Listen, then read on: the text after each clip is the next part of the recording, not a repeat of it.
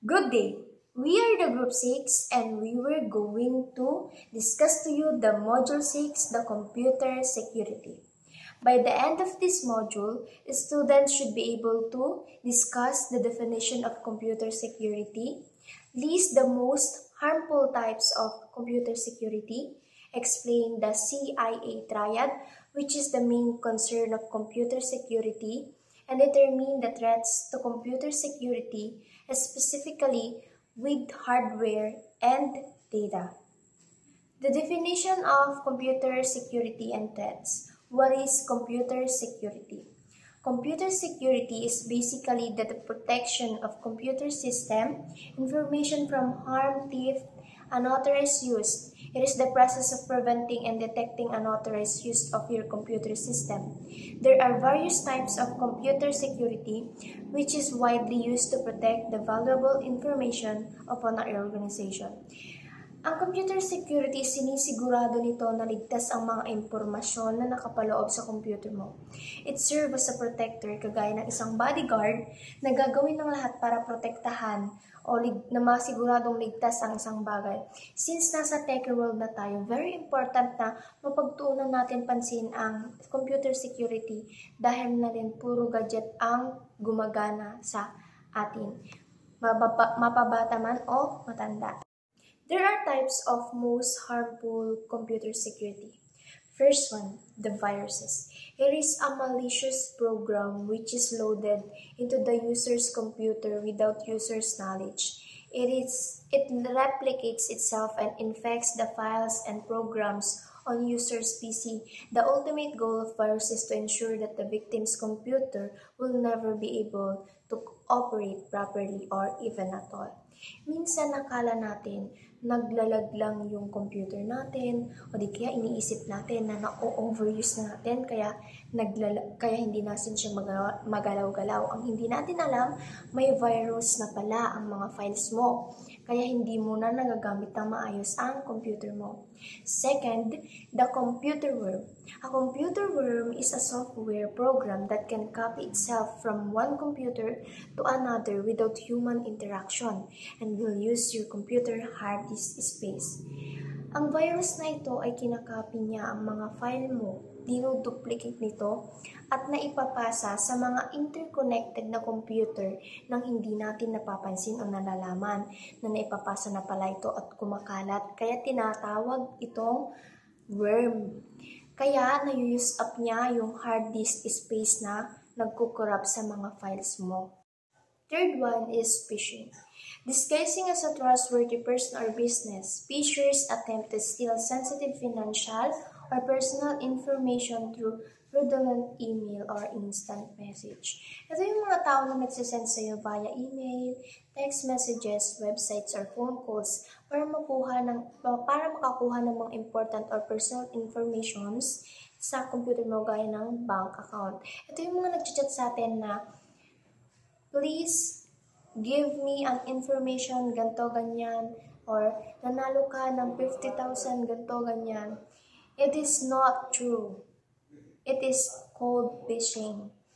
Fourth is botnet. A botnet is a group of computers connected to the internet that have been compromised by a hacker using a computer virus. An individual computer is called zombie computer.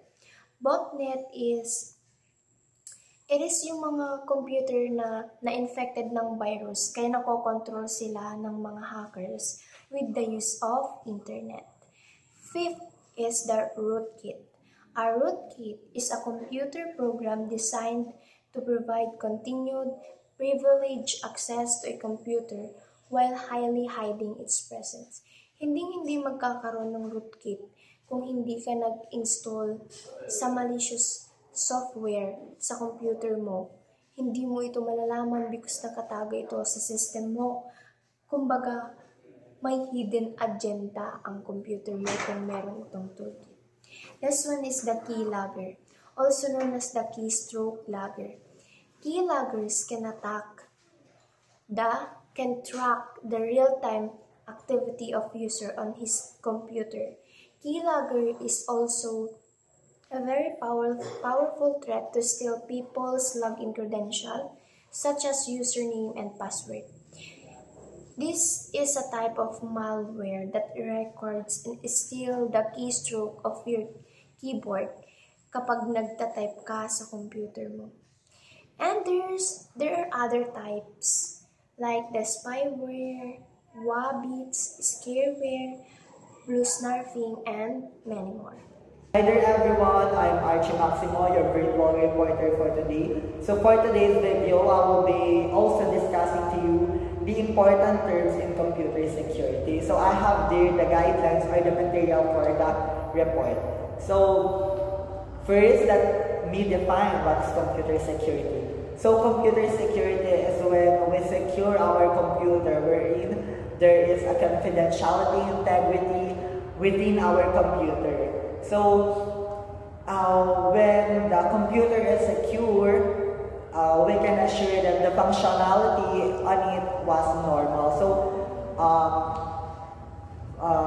computer security is very important because we are now living in a tech world. That is, computer is one of the most useful thing in technology that we are using in our daily life, from our works, from our activities. So, it is essential that our computer is secure. So, as the world upgrade because of the globalization, so there are the threats or the harmful types of computer security that I will be discussing today. So, I will be discussing first those important terms of computer security, and then next is the top 10 cybercrime prevention tips. So, number one in important terms in computer security is vulnerability. So, vulnerability in cybersecurity refers to a weakness or flaw within a system that can be exploited by an attacker to gain unauthorized access, compromise data, or disrupt operations. So, basically, vulnerability is the weakness part or a flaw of a system or a computer that yun yung nag-attract for the hacker para magkaroon, to attack or to in a way na magkakaroon siya ng access within the computer. So, yun yung ina-attack na, yun yung part ng computer which he or she is working on para when she have with that weakness of the computer, mas madali siyang magkakaroon ng access sa computer. Because the vulnerability is the weakness part of or flaw of a computer which easily to be exploited or mabilis lang makapag-exploit yung hacker within that weakness or flaw of the system. So there is an example here. So the example is, if a company uses an outdated software version with no security flaws, it becomes vulnerable to attacks that exploit those flaws. So, as indicated here, if a company uses an outdated software that have security flaws, so, syempre, an attacker is aware of that.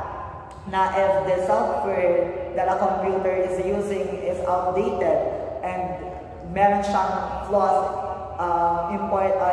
in the security pa. So, mas madaling magkakaroon ng access or mas madali na lang makapasok ng hacker yung isang system, and it's because yung security niya hindi ganun kahigpit. So, mabilis na lang siyang ma-attack ng mga hacker because of outdated software. So, answer lang dito is we have to use always an updated version, updated software version. We have to install our computer with the most version o yung pinakabagong version. So, this is how vulnerability works on a computer. The picture on my side. So this is the threat. A new incident with potential to harm a system. So ito na yung threat. Nagkakaroon na ng incident wherein yung functionality ng computer ay hindi na gumagana, particularly in the security of the system. So, vulnerability, known weakness that hackers could exploit. So, pag nalaman na hackers na mahina or yung security ng system, like I've said a while ago, is mahina, so yung mga hackers ay mag-exploit. Exploit ang talagang ina-attack ng exploit ay yung mga weakness or mahinang part ng system. So the risk of it, the potential for damage when a threat exploits a vulnerability. So mataas yung potential, it is because yung system have weakness or a flaw. So yeah, we have to use the most trusted or the software wherein it has the upgraded security where hackers cannot easily have an access on it. So, number 2, backdoors. A backdoor in cybersecurity is a secret way to access a computer system that bypasses normal security measures. Backdoors can be installed in software or hardware. So, ang backdoor is it is the cybersecurity wherein nagkakaroon siya ng access to a computer na ang meron is a normal security lang. Or I mean, yung security within the computer is sobrang dali lang siya ma-access or madali lang siya malaman. So, example of it, so it is installed in software. So software siya. So ang backdoor, pag na-install mo siya sa computer, installed in software or hardware. So pag na-install mo siya sa computer mo, magkakaroon na siya ng access sa server. Yeah. Like for example, server hijacking. When a hacker gains unauthorized control of a server, essentially taking over its functionality and potentially accessing sensitive data stored on it. So, ang example nito is yung server hijacking. So, server hijacking is that nag-send yung hacker dun sa target niya ng software or hardware na i-install, then pag na-install na yun, magkakaroon na siya ng access dun sa server wherein magkakaroon na siya ng access within that system or the server. So, makakontrol niya na yung functionality and potentially accessing sensitive data stored on it. So, makukuha niya na yung mga data na nakalagay doon sa server wherein meron na doon yung virus na ina-install sa software na connected. Na na-install sa computer na connected sa server. Yung ini-illustrate ng picture beside me.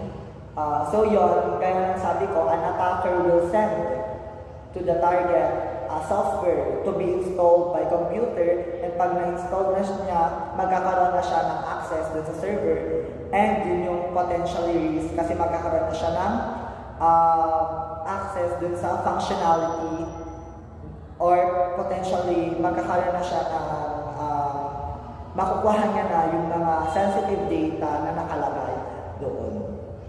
The next, number 3 or the third one, denial of service attack.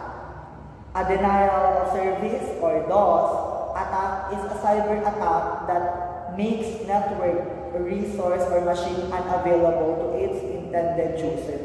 So, ang denial of service attack, ang inaatake nito is yung mga users, wherein yung mga users ay hindi na sila makakapagkaroon ng access dun sa website or dun sa application or dun sa web application na gusto nilang gamitin or kailangan nilang magkaroon or kukuha sila ng information within it, ay hindi na sila magkakaroon ng access. So, ang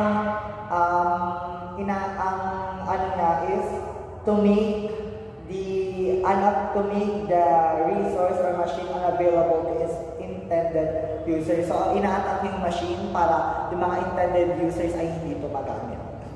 So, an example of it is CY or SYN flood or CYN flood, when an attacker sends a large volume of fake connection requests to a server, overwhelming its resources and preventing legitimate users from accessing the service. Essentially, flooding the server with so many requests that it can handle any new connection, effectively shutting it down. Like the picture illustrated here, yung bot master or yung hacker or yung the bot master, kinocommand niya or kinocommand or pinocontrol niya yung server wherein magsasend siya ng maraming request or connection request dun sa website wherein yung victim magkakaroon siya ng maraming kailangan niya dahil nga sa maraming request na connection or fake connection, mahihirapan yung victim or yung kumokontrol doon sa server kasi nga nagkakaroon ng flood, maraming request, hindi niya na ma-manage. So, nagkakaroon na hindi niya na ma-handle yun. Nagkakaroon na ng sinashutdown niya na lang yung system. It is because hindi niya na ma-manage sa sobrang flood of fake connections. And yung mga legitimate yung talagang magkoconnect is natatabunan and hindi na siya nagkakaroon ng access doon sa server na gusto niyang pasukan or doon sa server na gusto niyang puntahan within that internet or website. So, number 4, direct access attacks. Unauthorized user gaining physical access to a computer or part of TRM can be perform many functions, install different types of devices to compromise security, including operating system modifications, software worms, keyloggers, and covert listening devices.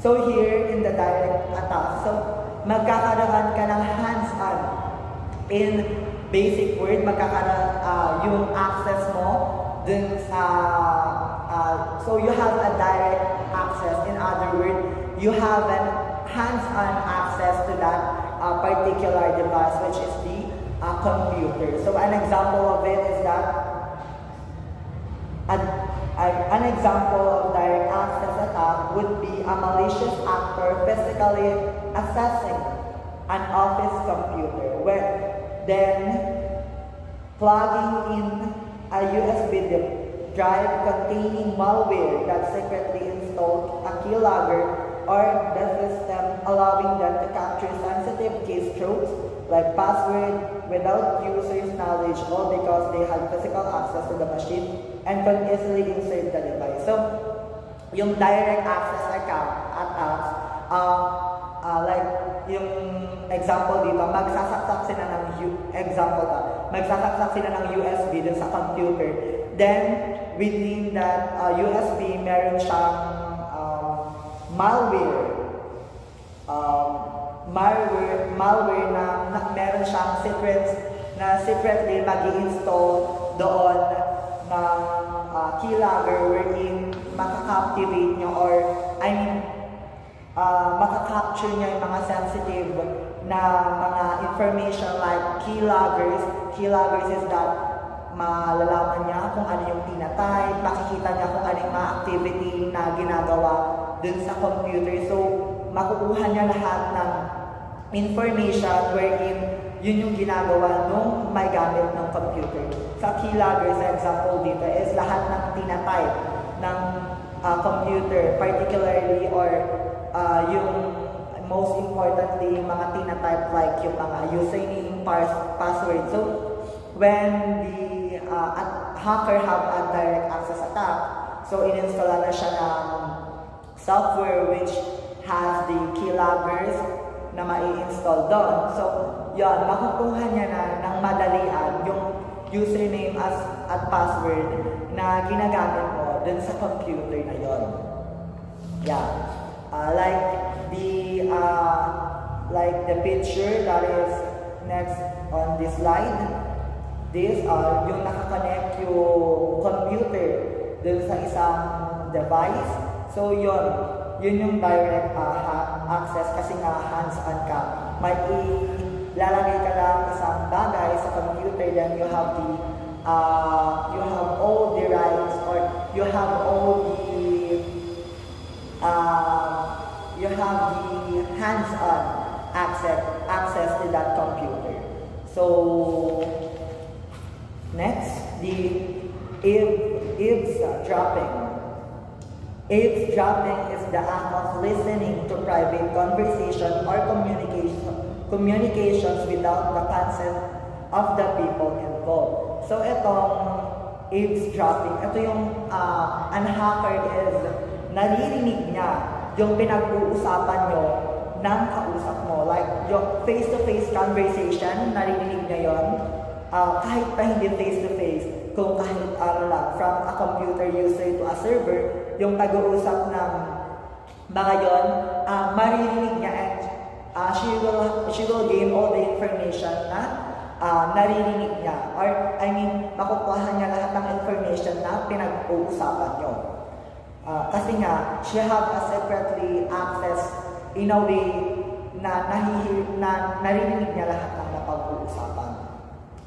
Like for example, business trying to gain an advantage over competitors. So, when a competitor hired an hacker para lang marinig yung pinag-uusapan ng isang business, kasi nga, competitor siya, gusto niyang malaman kung ano yung ginagawa para mas maging prosper yung business, is that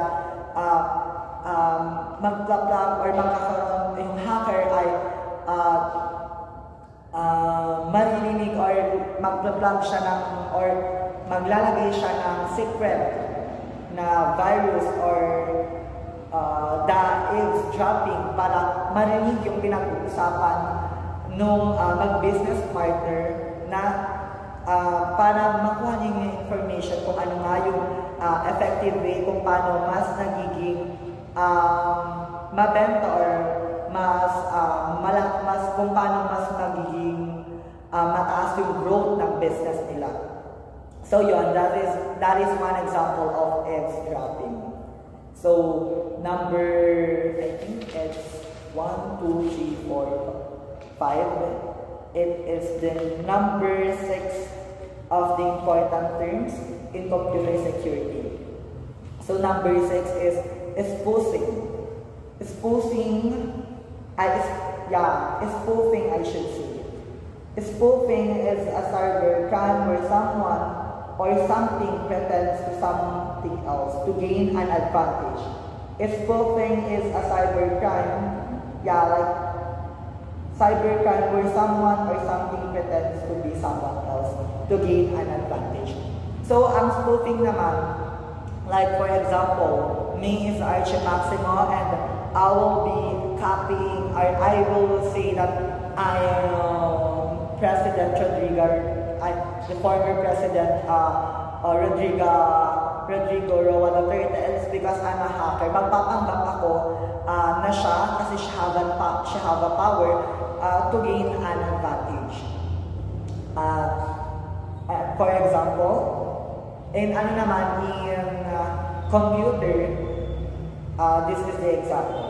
an email appears to be from a trusted source, like a bus or a company, but it's actually from a scammer. So yun yung mga na-receive natin na emails na galing daw sa mga bangko na trusted, pero it is fake pala. Nagpapanggap lang sila na sila yung Bank of the Philippines, ganon, pero hindi naman pala sila. Nagpapanggap lang sila to get an information or para manloko lang or makakuha ng pera kasi nga sobrang trusted ng mga bangko na yun. That is an example. Number 7, tampering. Tampering means deliberately altering or modifying a product, system, or information in a way that could potentially harm the user or make it unsafe, often with malicious content. So, tampering, ito yung pag-alter ng mga information para maging unsafe siya or maging hindi siya mapagkatiwalaan ng mga tao. This is particularly, tampering is attacking the products, medicine that is important to our life. The number 1 example here is that replacing the contents of medication with harmful substance. Like what I've said, ang mga hackers or mga bot or any ang ina-attack niya talaga is yung mga essentials sa buhay like medicines. So, imbes na yung medication na yun, ang nakalagay dun sa contents niya is that a vitamin that is good to our health, papalitan niya ng papalitan ng hacker ng harmful substance. Papalitan ng harmful substance yung contents na yon na dapat vitamin that is good for our health. I forgot pala in that eavesdropping, pakibalik ng slide.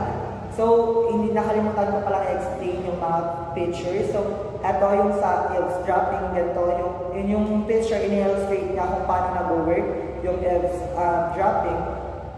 So, dito, yung original communication ay both na naririnig ng hacker or ng hacker. Yun, ganun lang siya nag-work. Yung computer user tapos yung server na original communication na magkausap ay parehas na naririnig ng hacker. Then the next one, sa spoofing or spoofing, it is the user issues request to real website. So, nagre-request yung user na mapunta sa real website. Then, here it comes the attacker. So, mag-inject siya ng DNS entry. So, may biglang magpapop up.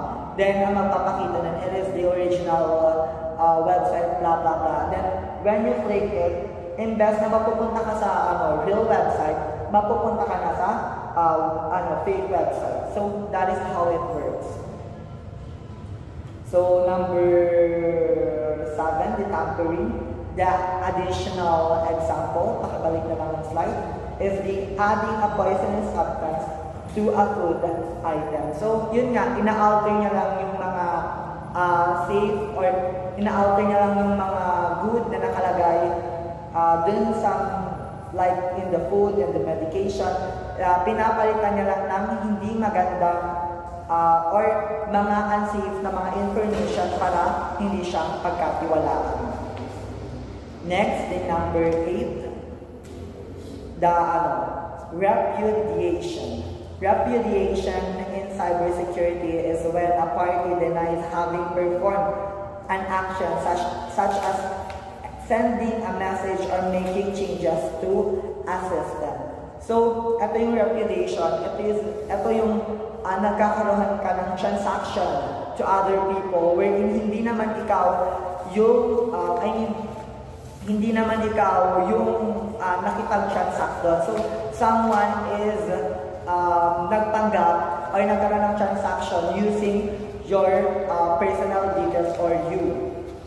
So, an example of it, in email systems, a malicious user could send offensive messages from compromised account and later deny having sent them, causing reputational damage. So yon yung pag-send sa system ng mga malicious or mga maliciosong information. So ito yung nakakasira sa reputation natin, which is hindi naman tayo yun, but then they use our personal details, or they use us as the one who had a transaction with them. So yun yung mga nagiging bad effects nun, kasi nga nagagamit tayo, hindi naman tayo talaga yun. Another example, as it illustrates in the picture, so yung totoong tao, nagkaroon siya ng transfer of information sa bank, pero hindi naman siya nagkaroon ng transaction doon. So it is a fake transaction, hindi siya yun, but then nagkaroon siya ng transaction. So yun ang reputation, having a transaction pero hindi naman ikaw yun. Having performed an action na hindi naman ikaw yun, or someone is nagtanggap na ikaw. Next, number 9, I think, information disclosure. Disclosure of information, a situation where sensitive information that was intended to be kept secure is unintentionally or maliciously released into an environment where an authorized individual can access it, essentially exposing confidential data to an untrusted party. So, information disclosure, ito yung hacker is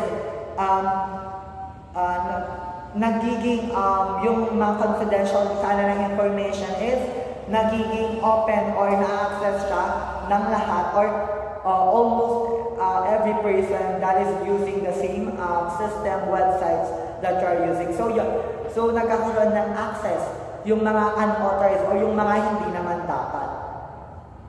So yun. So an example of it is that an employee clicks a malicious link in an email, unknowingly giving a hacker access to sensitive company data.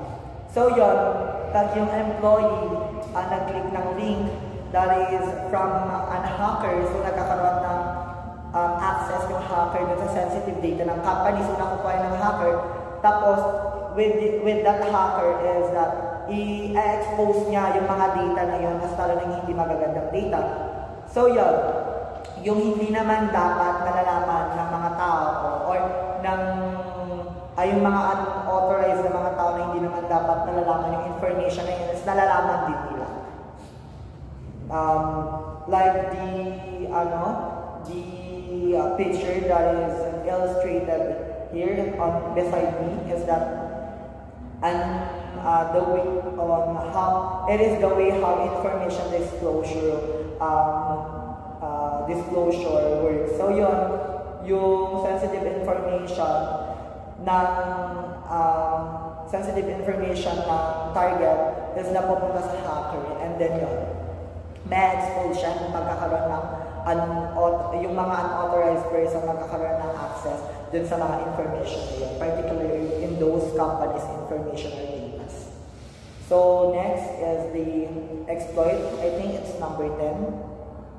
An exploit is essentially a malicious piece of code, data, or command sequence that leverages a knowingly vulnerability, a bug, or a glitch within a software or system to trigger unintended actions, often allowing attackers to gain unauthorized access or control over a computer system by exploiting that weakness. An exploit is essentially a malicious piece of code, data, or command sequence that leverages maulit lang yung dito sa material. So, exploitation, like exploit pala, not an exploitation. Exploit is that ang ina-attack niya talaga is yung weakness or yung weakness part ng system. Like, kung sinabi ko nga sa number 1, which is the vulnerability, the weakness or the flaw, yun yung mga tina-target talaga ng exploit para magkaroon ng unauthorized access to the computer. So, an example of it is that injecting malicious SQL queries or carries queries into a web application to access unauthorized data from a database. So yon sa mga application na ginagamit natin on the website. So nag-i-inject sila ng mga malicious na mga data or mga keywords doon na pag nag-bug or nag-glitch and napindot natin yun. So yun yung nagiging way nila to have an access. Nagkakaroon ng virus, so yun yung nagiging way nila para magkakaroon ng access sa mga data or mga information natin sa ating mga computer. So the next slide is the exploit on how it works. Ito nga, user browses to some site. So ito, mag-browse lang siya sa internet. Then, site has ads. So ito nga yung bug or glitch na sinasabi ko na may bigla-biglang magpa-pop up. So yun yung magkakaroon ng ad. Siyempre yung minsan advertisement, talaga magpe-pursue ka na pindutin. So pag napindot mo yun, magkakaroon ng initial URL redirects to rapidly changing landing page and exploit. So mapupunta ka sa other page. Actually, we are very familiar on that kasi sa website. Pag we are browsing, nag-search tayo, may biglang magpapakita din kahit hindi natin pinipindot minsan directly na siya nga pupunta sa mga ibang page na which is prone to exploits. Kaya yun, nagkakaroon ng system is compromised na, and yun, with that, nagkakaroon na ng access yung hacker to your computer device. I think it's the last, the indirect attacks. So, indirect attack, an indirect attack refers to a cyber attack where perpetrator uses a compromised third-party computer to launch an attack against a target, making it harder to trace back to the actual attacker by obscuring their origin through another device or system, often utilizing public anonymizing services like the Tor network. So, indirect attack, it is where gumagamit siya ng third-party computer. So, to make it more, para mas maintindihan natin, there is an example here. An example of an indirect attack in cybersecurity would be an attacker sending phishing emails to a company's employees to gain access to sensitive information. So yun, magiging third-party attack siya is because sa employee niya mismo, sinend yung phishing emails. And with that, yung phishing emails na yun, when the employee magkakaroon or, inopen your and have an access and inopen niya yun. So, siya yung dun sa employee niya makukuha yung mga information na needed niya, which is, pwede niya naman sana i-direct sa boss. So yun, parang dapat directly na siya i-send yung phishing email sa boss noong employee, pero sa employee niya dinaan. So, magja-jump, send niya yung email sa employee, and then yung employee na connected sa boss is yun yung parang magiging bridge niya yung employee para makapagkaroon siya ng access dun sa information na nasa boss. So, yan. Next slide, ito nga yung picture, next slide. So, etong picture na to, napapakita kayo ng illustrate niya na through emails na sinisend dun sa employee makakuha ng information yung hacker. Then next, the top 10 cybercrime prevention tips. So ito yung mga tips para maiwasan natin ang cybercrime. Number 1, use strong passwords. So in this one, we should use strong password. Like dapat hindi yung nababasa, hindi yung may mga pattern, kasi pag may pattern, madali lang sundan. So, parang maging unique or maging mahirap or maging strong yung password natin, as this is like pattern siya, pero it's not pattern na literal na parang ABCD, hindi siya ganun. So, may sinusundan lang na parang requirement. So, ito naka-indicate dito. 10 plus characters with letters, numbers, and symbols. And update them regularly. So, gagawa tayo ng password. Strong na yung password natin, tapos pinapalitan din natin siya regularly, na-update natin siya regularly. So, yan, mas masisecure natin na walang nakaka-access or walang nakakalaman ng password natin. So, an example of it is that, example ng 10 characters with letters, numbers, and symbols that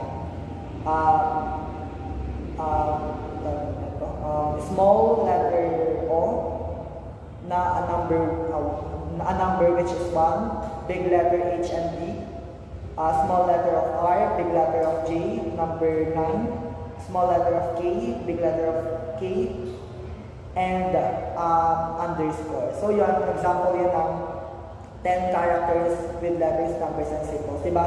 Kung yan yung makikita na makita pa, then hindi siya magkakaroon ng idea agad sa pattern na yun kasi nga may mixture siya. So hindi siya madaling na pag tinatype ng gano'n, hindi siya madaling magaya.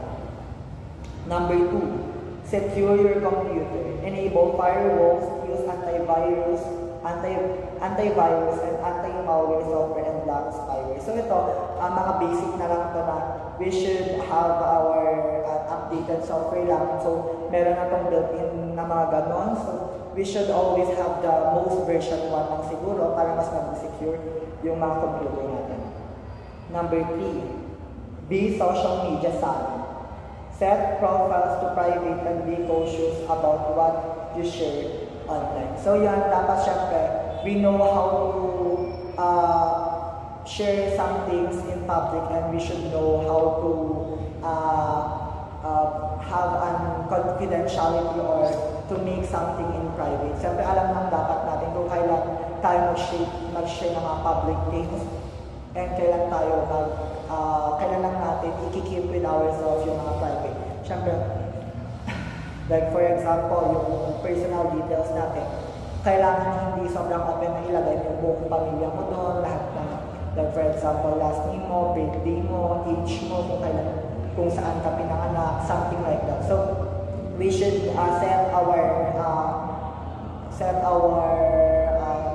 limitations in sharing our personal details, especially our personal details online, because I mean, all of those people will see and judge. Siyempre, malalaman nila agad-agad. So, kailangan we should be private naman in some things. Next, secure your mobile devices. Download apps, only trusted resources. So, yun, like yung mga app na nasa App Store. So, yun, siyempre, bago naman yung na-install or napunta sa App Store is na naman yun, chine-check naman yun kung may virus. So, yung mga nasa website na mga app na hindi naman dapat natin i-install, yung mga app na hindi naman maganda or may malicious content na hindi natin alam kung trusted or hindi, wag natin i-install. Wag natin silang gamitin or wag natin install and papunta siya sa ating phone kasi maybe meron siyang virus na pwedeng maka-affect sa functional ng ating computer. So number 5, install the latest operating system. Keep your operating system and apps updated to prevent vulnerability. So yun, we should have the most version 1 in our system kasi pag we have the most version 1, so yun, updated yun lagi, so mas secure tayo. Number 6, protect your data. Encrypt sensitive file backup data regularly and store backup securely. So yung mga data natin, so kailangan keep natin yun with backup data regularly para pag nawala is we can have it again and madali lang natin ma-backup. So number 7, secure your wireless network. Use strong Wi-Fi security settings and avoid using public networks for sensitive transactions. So when we have a transaction, especially in money in public, we should not connect to any Wi-Fi that is used by public. And in our Wi-Fi, like for example, yung mga kumakalat ngayon na if kumakonect tayo sa, kung may nakaka-connect sa atin sa mga Wi-Fi's natin at home, nagkakaroon sila ng access on it. Kaya dapat mas lalo na sa mga Wi-Fi na ginagamit ng public, we should not connect, especially in transaction. And yung mga Wi-Fi natin, dapat may strong password siya kasi at some circumstances, pag nakakonect yung hacker sa Wi-Fi, so she will have an access on our devices. Number 8, protect your e-identity, share your personal info cautiously, and ensure websites are secure. So, like, for example, sa mga website na mga ginagamit natin, pag nag-share na ng personal details, so dapat alam natin kung kailan lang tayo, or kailan lang tayo nag-fill up ng mga forms yun, which is yung dapat yung mga trusted lang. Wag natin share yung mga personal identity natin sa mga, like for example, mga free money daw sa mga website, which is not true naman. Kaya nagkakaroon lang sila ng information,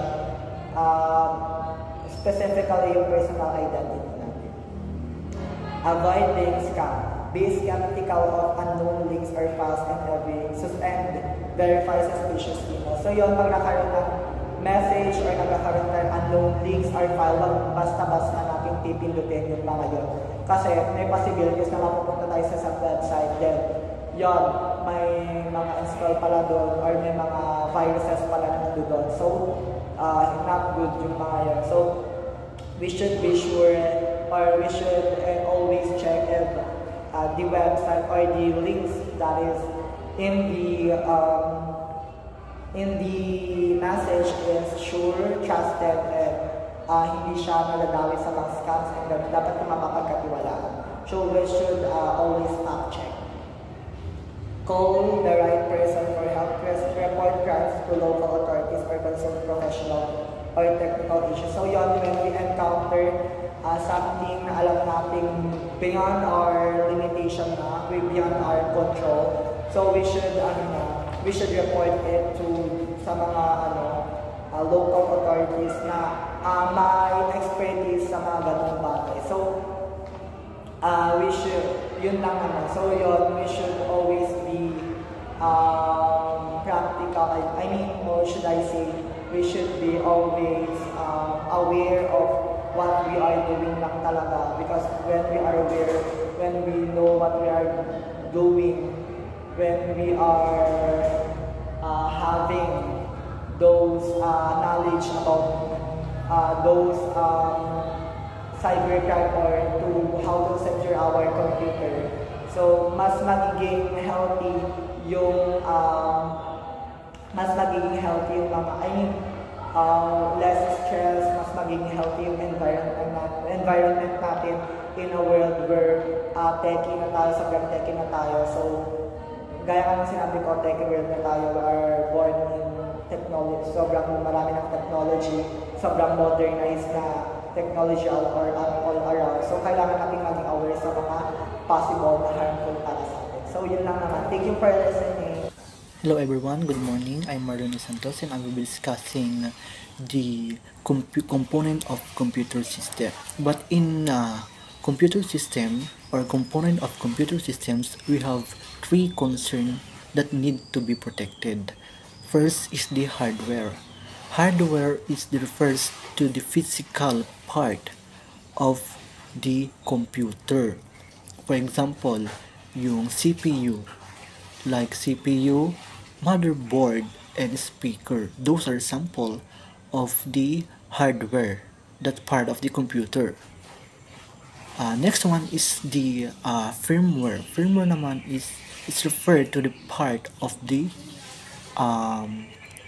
hardware. Naka-attach siya dun, meaning to say, it is responsible for the function of the hardware. Siya yung napapagana sa hardware. Pangatlo naman is the software. Software naman refers to the operating system that we use. Let's for example, yung mga operating system like yung mga let's for example, yung Windows, mga Linux, yung mga Android, and yung mga application na ginagamit din natin. Like yung Microsoft Word, yung mga browsers, mga Spotify, yung mga Chrome, Google, something like that. That's the uh, main concern that need to be protected in computer system. Next one naman is we're going to discuss the main or the three main area of the computer. Number one is the confidentiality. Confidentiality refers to the ensuring that the information is available to the intended audience. Meaning to say, yung data is for intended audience. Ibig sabihin, ilan lamang yung dapat makakita ng information or data because that it is confidential. It is confidential. In real life naman, kung may kakonect din natin ito sa real life, let's say for example, kung nagkakanda kayo ng research, and sa research kasi, meron tayong tinatawag or ginagawa natin yung survey questionnaire or yung mapapasurvey na tayo. Yung na-survey natin na data is hindi natin pwedeng ipakita kung sino-sino. Ina-hold natin yon because it's confidential. We need to protect the privacy of the respondent. Ganun yon. That's an example of confidentiality. In confidentiality naman, there's a tools in handling confidential. Let's say for example, physical access restriction. Ito naman is yung way to protect the information because of their restriction. Computer theft precaution. Dito naman maiiwasan natin yung mga mananakaw yung mga information na need natin. Pangatlo is the access control in computer system. Dapat may access ka, dapat control mo yung access in the computer para maiwasan na mailabas yung mga confidential information.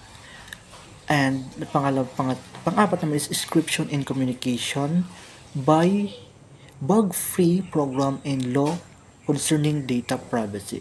Alam naman natin na there's many laws that protect to the privacy or yung naproprotekta sa privacy ng isang tao or sa isang bagay.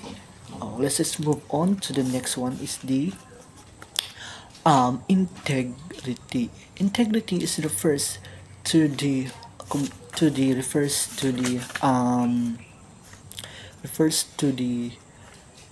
trustworthiness of the data. Kung legit ba yung data or totoo. Integrity, yun yung integrity na sinasabi.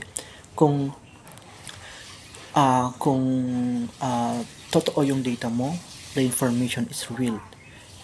The original or the origin of the data and the content of the data ay tinatawag din na authentication. Authentication kasi refers to the identifying if something or if yung isang bagay is totoo. That's important of integrity. In integrity kasi we have two classes of a integrity mechanism. Number one is the prevention mechanism. Prevention mechanism kasi it refers to the blocking of unauthorized change in the data, meaning to say siya yung napipigil or siya yung nagba-block para i-block yung mga unauthorized changes kung sino yung gustong bumago sa data. Let's say for example, yung di ba minsan ginagawa nila to? Let's say for example, kung totoo yung mga data na nagagalap natin, pwede natin siyang, let's say for example, sa app, meron mga apps kasi na pwedeng tignan kung yung data ba o information is totoo. Pangalawa naman is the detection mechanism. Dito naman is refers to the detection if the data or information is totoo. Let's say for example sa detection data, siya yung nagde-detect ba kung totoo yung data or yung trustworthiness yung data or trustworthiness of the data. Siya yung nag-check or nag-detect kung merong bang nabago sa data o sa information. That's we call the detection mechanism. Let's move on naman sa another one is the availability. Availability naman is something that availability is refers to the information that being available for use. Let's for example, kung kailangan mo ng data or information, is andyan. The data is being available. In availability naman kasi, we have a tools in handling availability of information or data. We have the physical restriction din, something pares din sila sa kumbaga sa may sa first na discussion natin sa may confidentiality, protections against physical threat and uninterrupted power supplies, fire precaution, flood precaution, storm resistant building, and countermeasure against system overload. Those are tools to handle the availability of the data. Now let's move on to the next is the threats to the hardware and the user and data. So when we say threat, ito yung mga kumbaga banta sa hardware, sa user at sa data. Pangalawa na dito, panguna naman na dito is yung power fault. Number 1 dyan is yung brownout. Brownout is the refer to the decrease of power of electricity, meaning to say yung kumbaga kulang yung power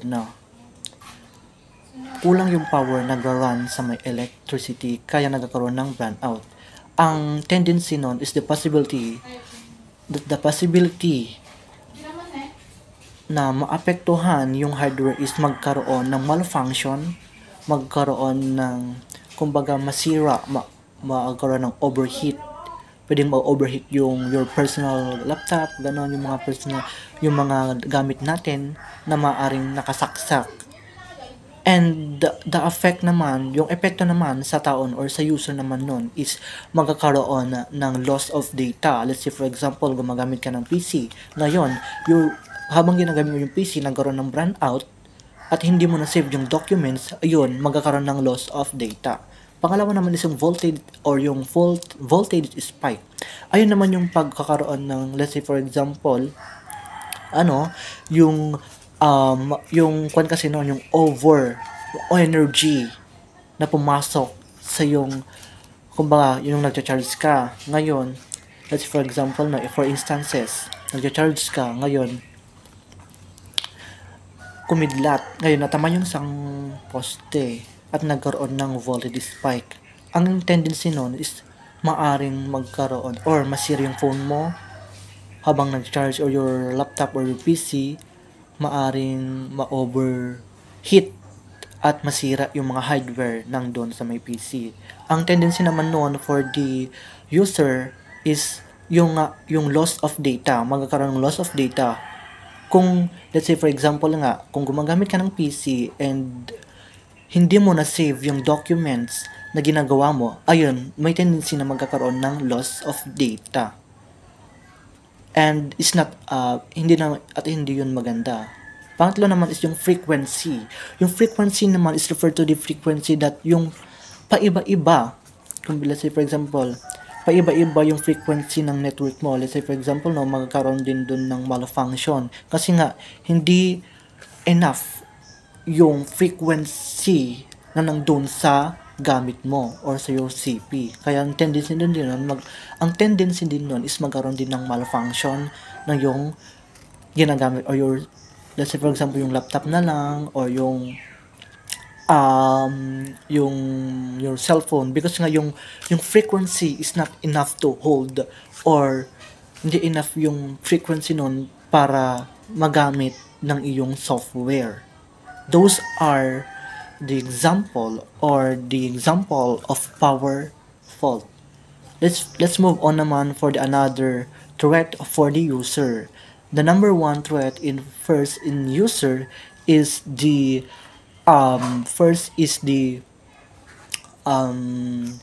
yung incompatibilities. Let's say for example, incompatibilities kasi refers to the, kumbaga, ikaw nag-download ka ng isang app and your app is not compatible to your let's say for example yung laptop mo hindi compatible yung apps, at doon nagkakaroon ng compatible, nagkakaroon ng pwedeng maapektuhan yung malfunction, hindi gagana yung CP mo or yung laptop mo because of the incompatibilities.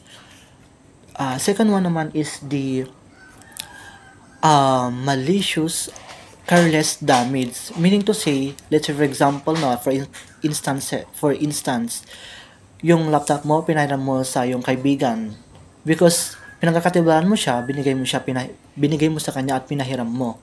Ngayon, while he using that laptop, wala ka doon sa tabi niya, and yung kaibigan mo is di niya alam gamitin yung laptop mo, kaya maaring ma-delete niya yung data ng doon sa SIP or yung sa computer mo. Ang tendency nito is magkakaroon din ng loss of data.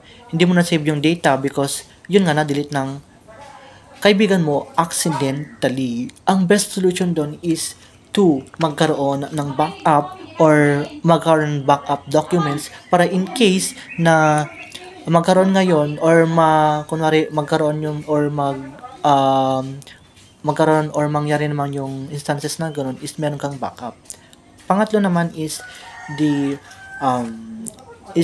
Typhoid Mary, meaning to say yung Typhoid Mary kasi nangyayari lang doon siya kung kunyari ikaw napagawa ka ng phone or CP, iPhone or laptop sa repair shop, doon yon nagkakaroon ng Typhoid Mary, meaning to say yung Typhoid Mary kasi doon nakukuha yung malfunction or yung virus na nandun sa phone mo because of the because of yun nga, yung mga gumagawa maaring may naipasok silang virus sa iyong gamit. And those are the threats to the hardware and users and data. That's all. Thank you. Hi everyone, I am Rhea Ramos and today I will be discussing magnetic zaps. So alam natin na computer data is stored using magnetism, especially on hard drives and floppy disks. But the difference is hard drives are protected inside the computer and yung floppy disks naman are easily damaged by magnets. So if a magnet gets too close, it can erase or corrupt the data. For example, pag ini-stick or dinikip mo yung floppy disk sa fridge with a magnet, it would destroy the information on it. Hindi lang yung pagdikit sa ref, there are more possible threats including the computer monitor. Older computer monitor or CRT displays create a magnetic field when they are on. So, this magnetic field can erase or nakaka-damage ng data sa mga floppy disks. So, it is important na i-keep natin yung mga floppy disks away from these monitors, gaya ng sabi ko kanina sa mga CRT display ng mga monitor, para makaiwas tayo sa pagkawala ng mga data and also to protect all the stored information. So, next is the telephone. When ringing phone, it can generate a magnetic field, and it is most likely na nangyayari sa mga older phone with a bell because dito sa mga type ng phone na ganito, nakaka-create ng magnetic field when they ring. This magnetic field can damage floppy disks if they are placed too close to the phone. So, mas mabuting ilayo mo muna ang mga phone mo pag hindi mo naman ginagamit or kailangan ito. At lalo na pag nagsisave ka ng mga files mo to protect your data. So, next is the bottom desk drawer. Even though walang magnet yung drawer, always check kung yung drawer ba is safe for storing floppy disk to avoid damage of data. Kung safe nga yung drawer, magnet-free siya, pero hindi ka man makakaligtas, for example sa vacuum cleaner na used for cleaning under the desk because it can create a magnetic field. If the vacuum gets too close, it could erase or damage the data on floppy disk. Keep in the drawer. It is also same with bottom bookcase shelf and file cabinet drawer. Lastly is pets.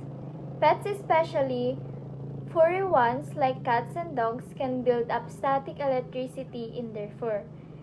If they touch a floppy disk, the static discharge can erase or corrupt the data on it. So you need to store floppy disks properly.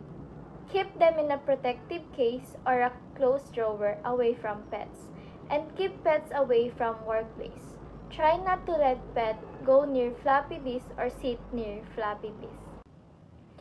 Stay away from magnets or sources of static of all kinds when working with the computer.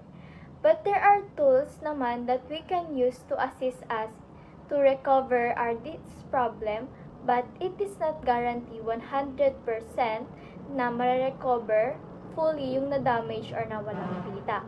So, mas better pa rin na magkaroon ng current backup for better protection. A complete, up-to-date data integrity check map of everything on your disk. So, in conclusion, this topic provides a foundational understanding of computer security, emphasizing its critical role in protecting information and systems from various threats. That focuses on key concepts on definition of computer security, types of security threats, CIA triad, and threats to hardware, user, and data that serve as a starting point to understanding of computer security and equip learners with essential knowledge to navigate the digital world safely.